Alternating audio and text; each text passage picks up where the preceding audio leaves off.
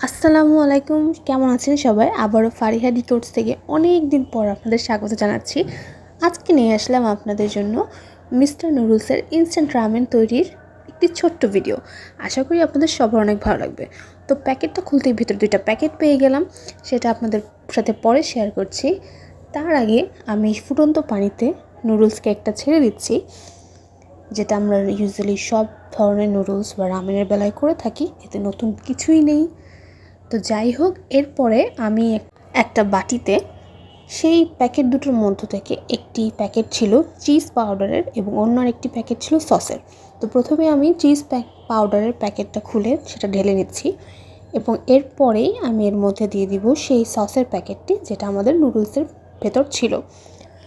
এই প্রসেসটা মূলত আপনারা চাইলে সেই ফুটন্ত নুডলসের মধ্যেও দিয়ে দিতে পারেন, একই সাথে জাল করে নিয়ে আপনারা দিয়ে দিতে পারেন।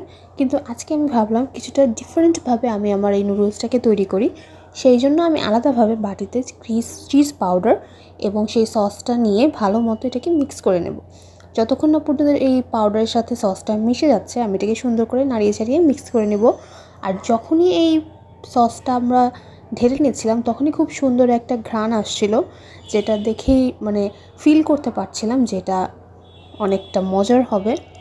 তো এরপরে এটা মিক্স করে নেওয়ার পরে আমি এর মধ্যে সিদ্ধ যে নুডলসটা আমরা করেছি সেটাকে আমরা ঢেলে নেব।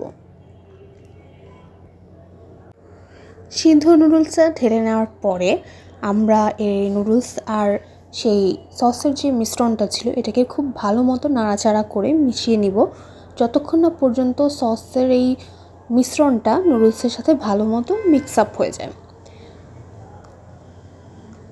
এই জিনিসটা কিন্তু আমি আবারও বলছি, আপনারা চুলায়ও তৈরি করে নিতে পারতেন, বাট আমি আজকে একটু ভিন্নভাবে করার জন্য এই স্টাইলটা করলাম।